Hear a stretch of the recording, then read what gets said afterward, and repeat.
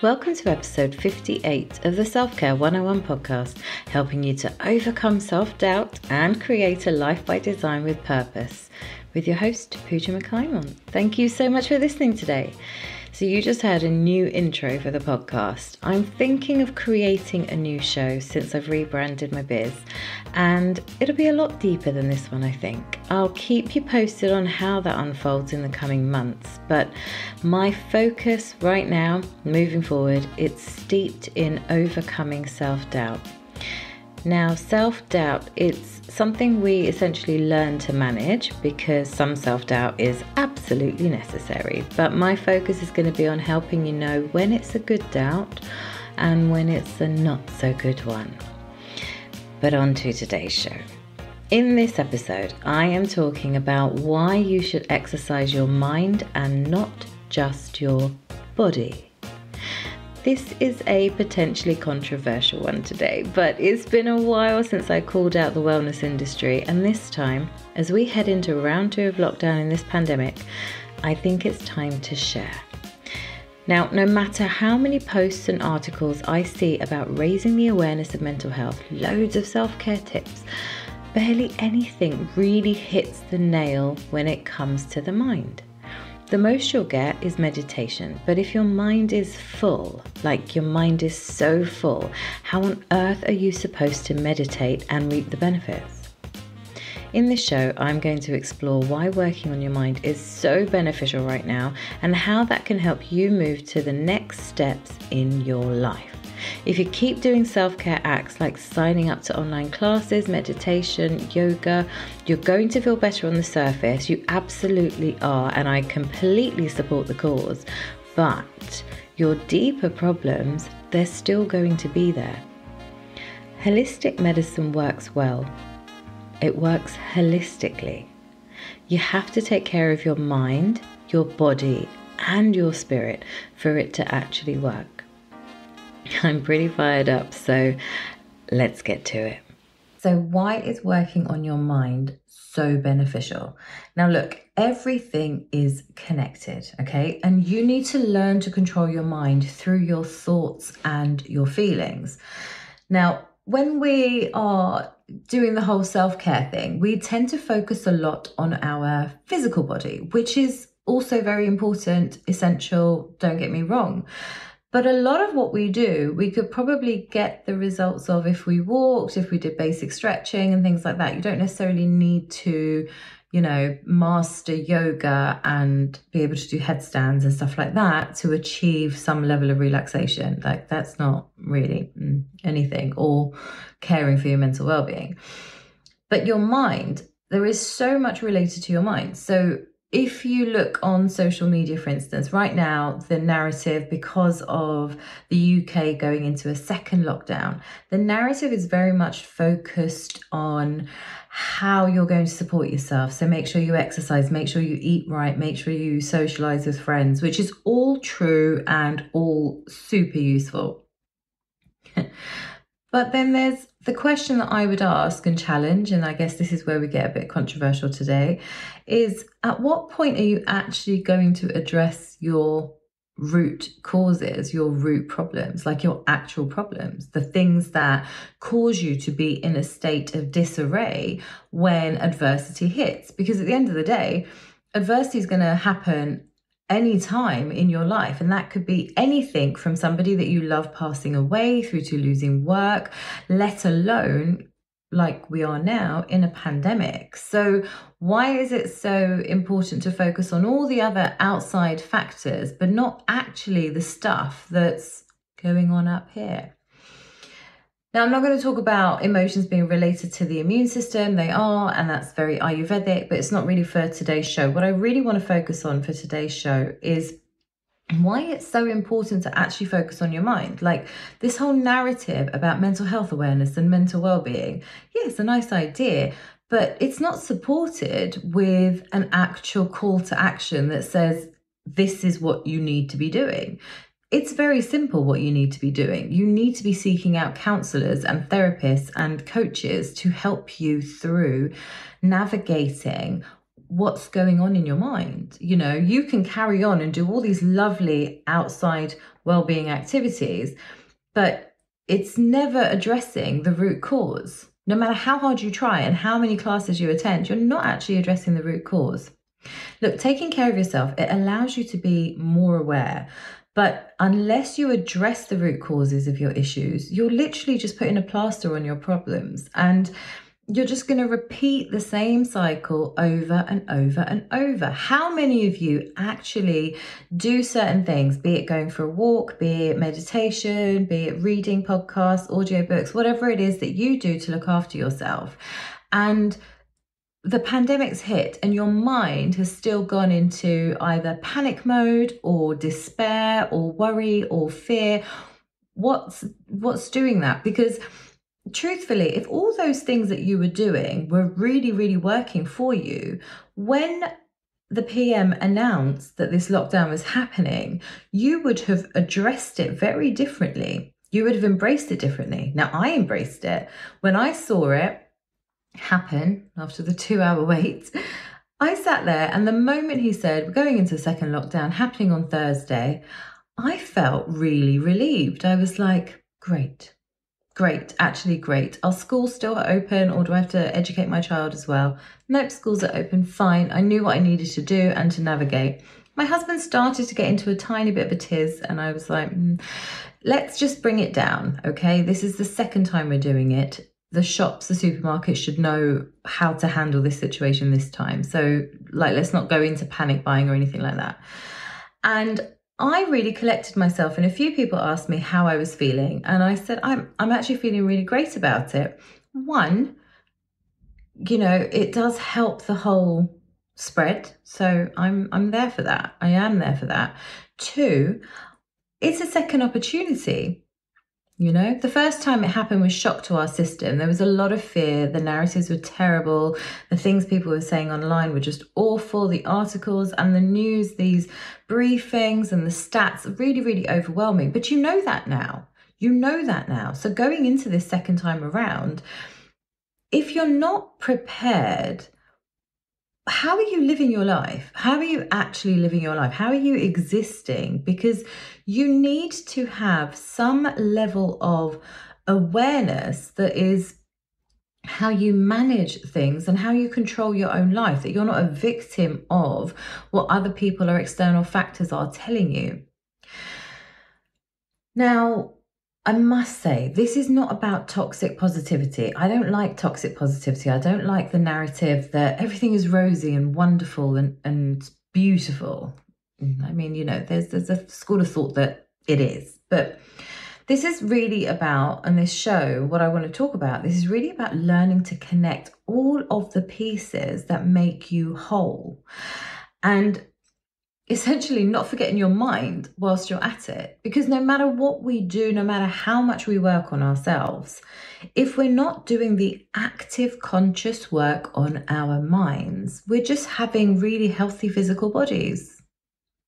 But the stuff is still there. I'm really trying not to swear. And look, if you keep ignoring your problems, what's going to happen? They're only going to get bigger and bigger and bigger. And then they're going to get harder to manage. It's going to be more difficult to find a way out, if you like. So recognizing that there's stuff you need to work on, look, that's the ultimate first step, right? And it helps you release yourself of the magnitude of these challenges, because that's essentially it. It's the magnitude, you know, you feel loneliness, or you feel scared, or you feel doubt, or you feel apprehension, whatever it is you're feeling, they're going to feel a lot bigger if you don't recognize them and start addressing them, you know, directly, essentially. Now, look, you're not going to eradicate them completely from your life. You may not. Actually, I shouldn't say you're not, because you may not eradicate them completely from your life, but with the right therapy, you will be able to manage all of that better. At the end of the day, this pandemic that we're in, it's all over the place. We don't know what's going on. We are experiencing something like this for the first time in our lives. How do we navigate this? This is all down to you, your resilience, your will, your what's the word? The way you look at life. and very much if you're in that victim state, oh, this is happening to me and I'm a product of this and I'm blah, blah, blah, then it's going to be a lot harder for you to get a grip on your mind and what it actually needs. Don't just fall victim to what's trending on social media, in terms of your welfare. Do what feels right. I say this in my classes, actually.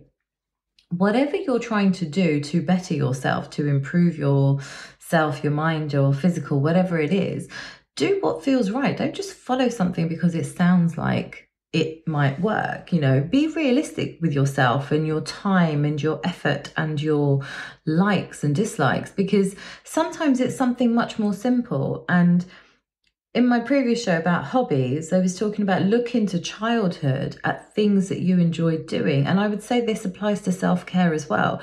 Look back into your life when you were younger and how you managed your happiness. What were you doing? Were you kicking a ball around? Were you dancing ballet even or something? Because all those things are what actually make you happy. You don't have to follow the wellness industry to do that. So that's really, the difference between being a victim and something happening to you, and also instead, or even being someone who takes control and accepts that you can decide how things actually go for you. And if you don't address your mind, these painful beliefs, they're going to manifest as projections. And they're going to manifest as projections in all areas of your life, your work.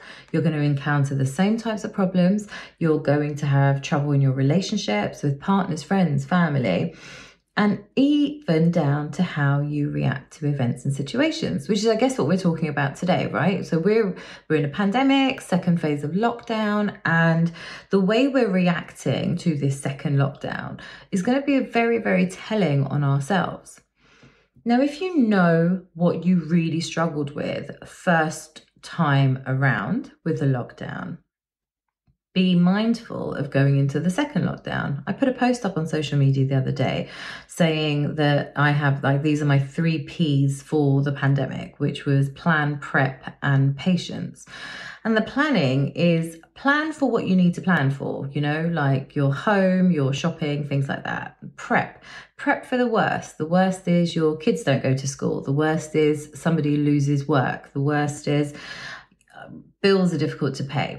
Remember, the world and the nation is in the pandemic. So no matter what unfortunate circumstances you find yourself in as a result of this pandemic, when I talk about that, I'm really, really focusing on work and money, because that seems to be the most awful effect, obviously apart from being ill, of the pandemic, that there are options available to you and you just have to, I guess, take control of them. So if you feel like your job or your partner's job might be at risk, try and explore what you could be doing to manage that risk. Now, that doesn't mean that you're going to be able to necessarily find a job straight away, but it does mean find out what your financial situation is, see what kind of support you can get, and if you can't get governmental support, can you get support from family, friends?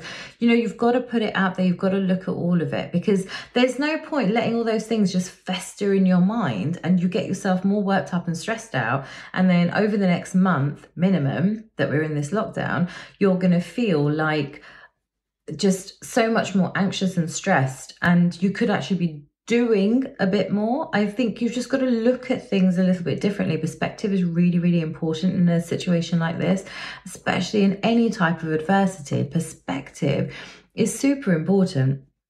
So do consider what the worst could be for you and your situation in your life, and look at ways that you can manage that so that it doesn't overwhelm you. And then the other thing that I said about preparation was to plan for good things as well. The world hasn't come to an end at all. It's just on a very odd pause right now. Plan for good things. What good things could you plan? Is there anything coming up? The obvious is Christmas and New Year. So let's what could you do? What could you do? Plan good things. I mean, those are more celebratory, but maybe there's other things you could be doing that fill you with joy. Why aren't we looking at more joyful things? Oh, when I'm looking on social media and I see these posts of despair and, oh, I know it's going to be a really hard time this time and it's really tough. And, you know, if you're feeling lonely, reach out. And it's just like, or know what it is that troubled you last time and create a solution so it doesn't happen again.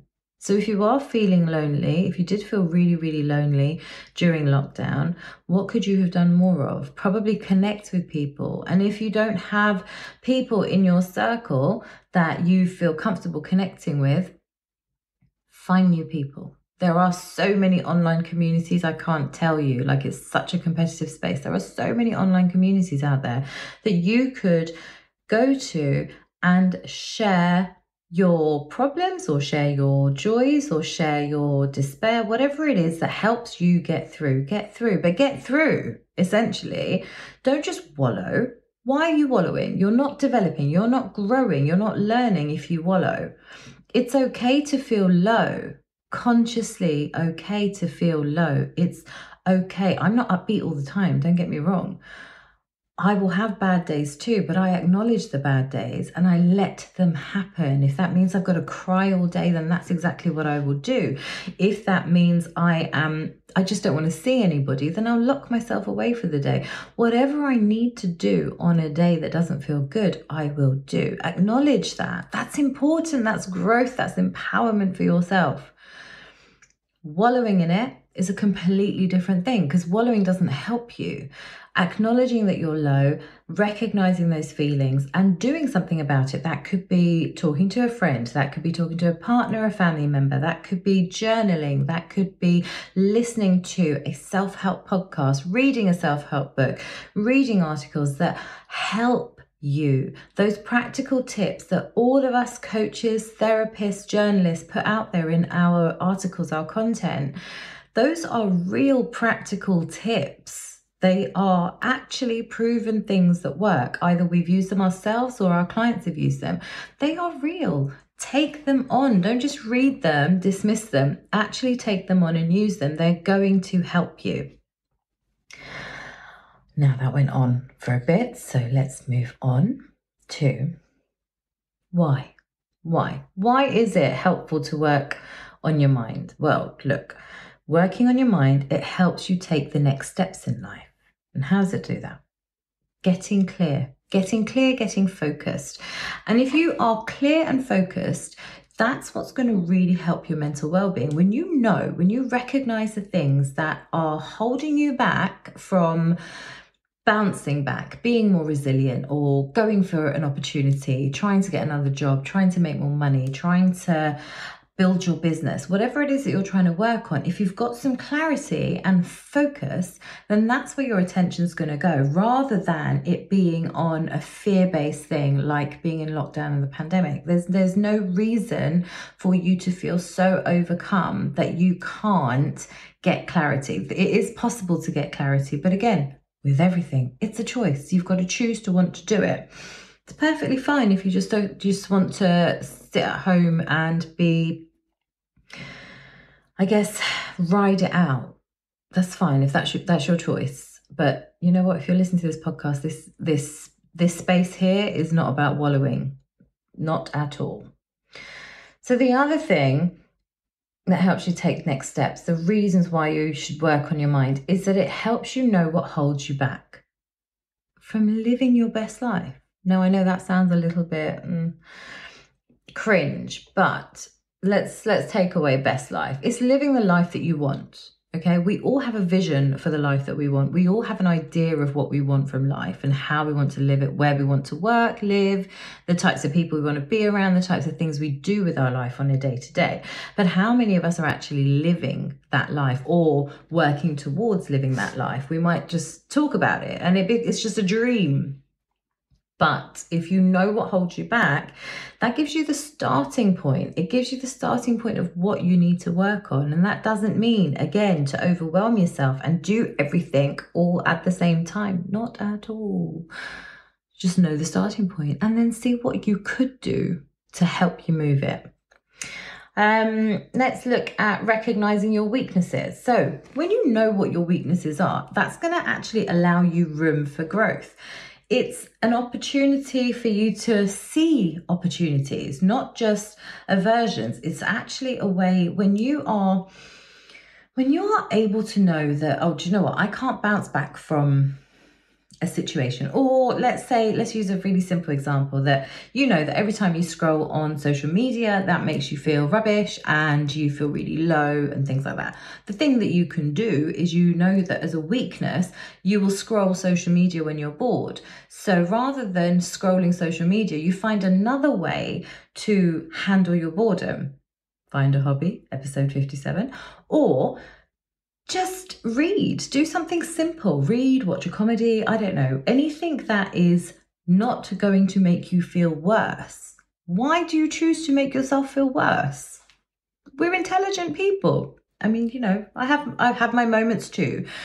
We'll do something, we're bored, we'll scroll, and then we fall down that rabbit hole, feel more rubbish, come back out and just really you're just depleted of energy, and it's very difficult then to find that sort of that positive energy, I guess, to take next steps to happiness and joy, make yourself feel better in that moment. It is a lot harder, but if you can avoid doing the scroll in the first place, that's what's going to help you be more aware and manage your weaknesses better. And then that's where your growth is, when you look at things differently, when you see that doing X, Y, and Z makes me feel like this. Even talking to a friend, there could be a friend of yours that is just so draining. That person, once you know and recognize that that person drains your energy, you're not going to want to spend more time with them. So don't spend more time with them. And that there is growth too. Same for work. If you know that your job is just draining you of all the joy that you could have in your life, that you hate a random Zoom call at 9 o'clock in the morning, that you don't feel like your space or your time is respected, all those things, recognizing that as a weakness, recognizing that as an opportunity for growth is what's going to essentially lead to happiness.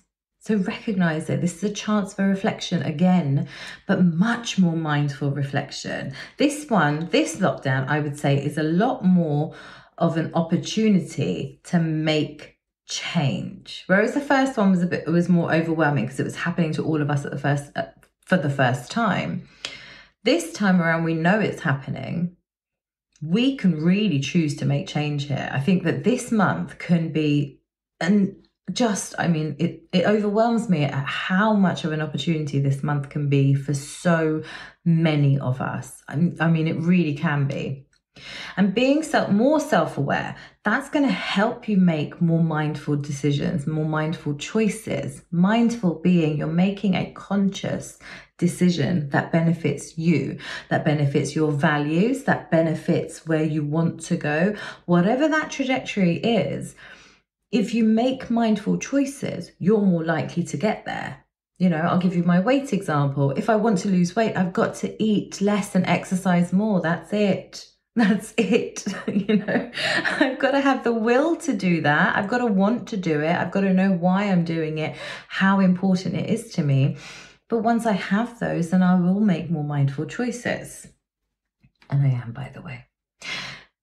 And lastly, and probably the most, I guess, all-encompassing of everything we do in our lives, is that you are going to build more confidence in yourself and your abilities to face adversities in life. You know, adversities are anywhere, anytime, and they come in different guises.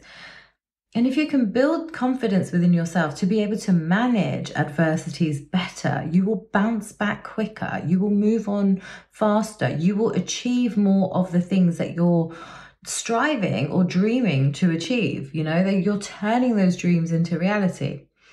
And then that's also going to help you to challenge and push yourself towards your desires. And that doesn't mean not having a bad day. That just means bouncing back from a bad day, choosing to continue on that path to the success that you want, whether that's work success, financial, etc., or personal relationships. Having kids, I don't know, anything that is important to you, you will be more able to challenge yourself because you have the confidence to know what's been going on in your mind, why you haven't addressed those things. Start addressing those things, feel more confident after addressing those things, learn to manage your mind better, your emotions, your feelings. And then when you meditate, your meditation's going to work. Then when you do yoga, you are connecting your mind, body, and spirit because you're working through the things that are holding you back in your mind from being whole.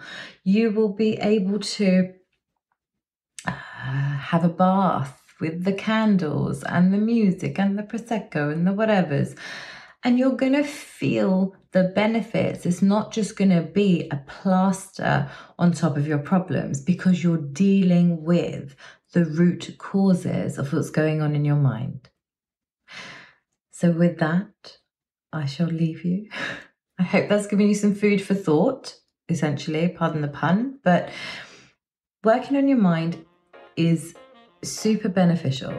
It's very straightforward to do. It's going to hurt, it's going to be challenging, but focus on the outcome, okay? Just focus on the outcome. Focus on all that you will be able to do, all that you will be free of, all that you will have more confidence in as a result of working on the things that are going on in your mind. Thank you for listening to the Self-Care 101 podcast. If you enjoyed the show, I would love it if you would subscribe, rate and review so that other people like you can find the show. To find out more about me, you can follow me on the socials at Puja McClymont or visit my website, pujamcclymont.com. Talk to you soon.